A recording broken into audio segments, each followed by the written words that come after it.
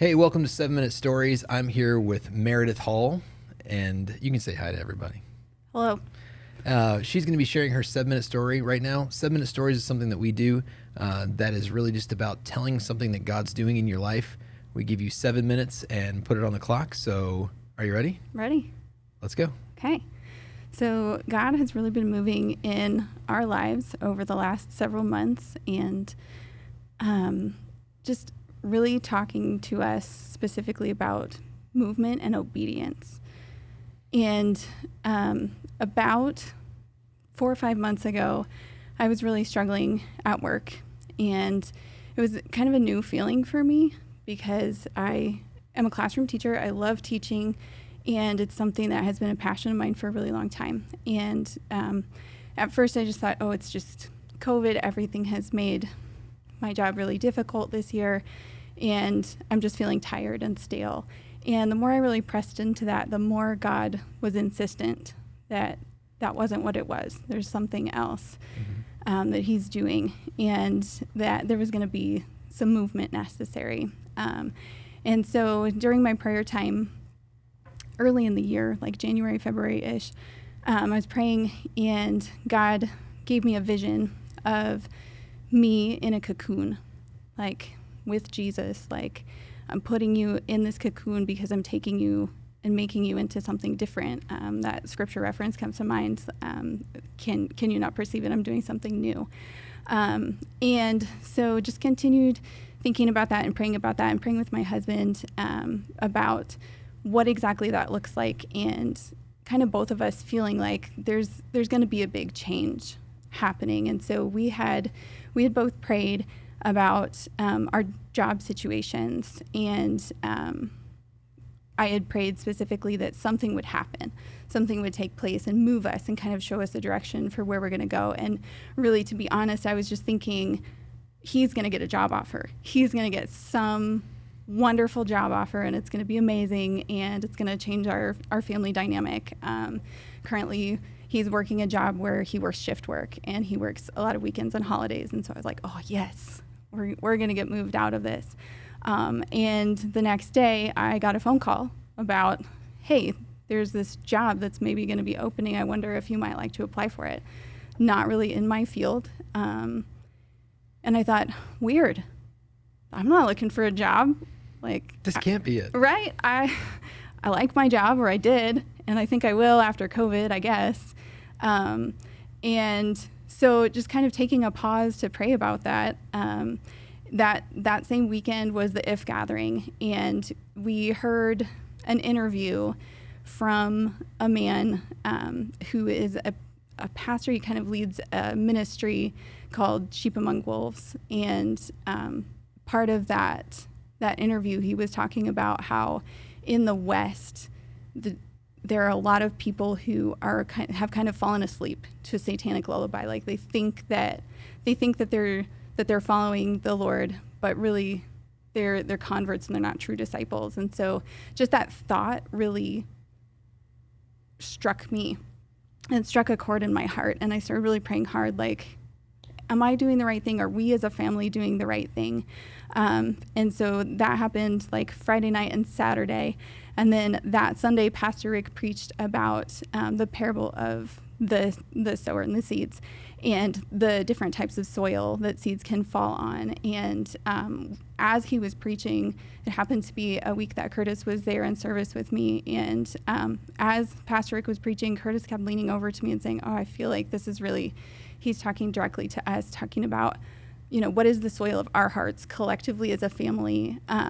And both of us really feeling like at the same moment, we're being strangled out by worry and the lure of wealth, which sounds ridiculous when you think about our professions, like the lure of wealth. But we both felt really strongly that was something that God was trying to tell us, that we're not in the right place, and that our hearts are not in the right place.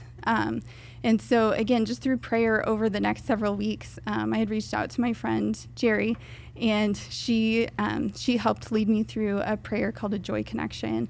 And in that prayer, I heard very clearly from the Lord that he had a new path for our feet. that he was going to place us on a new path, and that is the path that he had designed, and gave me this beautiful picture in my mind of our family walking on a trail through the woods, and Jesus just standing and kind of holding us onto the trail, almost like directing us where to go. Like guardrails. Yes, absolutely, like that. Like, you can't step to the right or the left. Like, you're going to hear this voice behind you, and it's telling you this is the way to go. And so, again, just continuing to pray through that process, and decided to go ahead and apply for that position. And the day actually that I interviewed for that position, I had a conversation with somebody that I consider to be a spiritual mentor.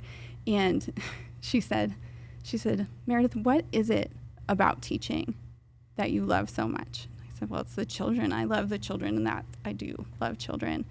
And I love being able to help them. And she said, do you feel like it's your responsibility to save them? And that if you weren't there, that they wouldn't get the saving that they need? And I said, yeah, I do absolutely feel like that. Like, I feel so called to this. And she looked at me and she said, I wonder if maybe this is an idol for you. And that really caught me off guard. Like, what? I don't think so.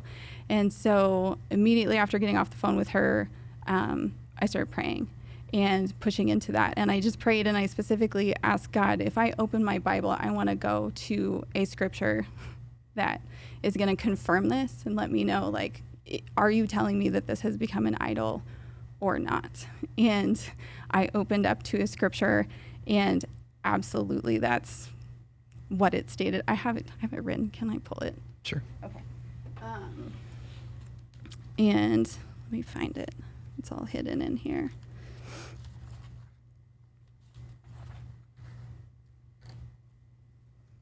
Yes. So Isaiah 30:15 and 30:21 through 22. You will defile your carved idols overlaid with silver and gold-plated metal images. You will scatter them as unclean things and say to them, be gone. That is what I opened to. And again, it just was amazing how God just is so good to speak so clearly. Like, here I am with my hands open, and he says, yes, you've turned this into an idol. And the more that I pressed into it, the more I realized, like, yes, I do feel like when I go to work that it's all on me. And I was trying to do all of this in my own might, and really listening to this narrative of perfectionism, this like perfectionistic reel, if you will, that had been planted in my mind and would just roll all the time. We have to be perfectly on time, and we have to have the lesson plans perfectly laid out, and this student needs this and this and this. And I think there's a place for that. There's a place for knowing what your students need and providing it to them. But there's also this place where it crossed over into something different, where I felt like I couldn't take a sick day even if I was legitimately ill, or that these students. One little flaw and the kid's gone. Right. Yes. Like, it's going to ruin their whole life. Like, if I don't have them reading on grade level at the end of third grade, they're never going to read on grade level. No one can ever catch them up. And that's obviously really untrue. And that's a huge burden to carry. Yeah, absolutely. So you took this job, you kind of put that aside, you took this new job, and you were just telling me, we just have a few quick seconds, but yeah. You were saying that you were worried about it because it was going to be a financial shift for your family. Yes. Yeah. So as we made that decision, my husband was really clear, God's going to provide for us, because that was my big concern, was taking this new position would be a huge pay cut. And Curtis just said, no, God's going to provide. He's told us he's going to provide. We're going to do this. And as soon as I turned in my letter of resignation, he started getting bookings for trainings that he does as a contractor, which he hasn't had work with that company really since COVID. And so now he has a class. He had a class just this last week. He has a class scheduled for July. He potentially has one for August. September is looking really good. Like, awesome. Like, it might make up the difference for us, because God is amazing like that. Well, I'm glad that God's doing that in your life. There's so many aspects to it. So it's obeying God, it's freedom, it's God's speaking to you. So I hope that inspires somebody else. Thank you for giving us your 7-minute story. I know it's going to be the first of many. Thanks for letting me share. All right. We'll see you guys in a little bit.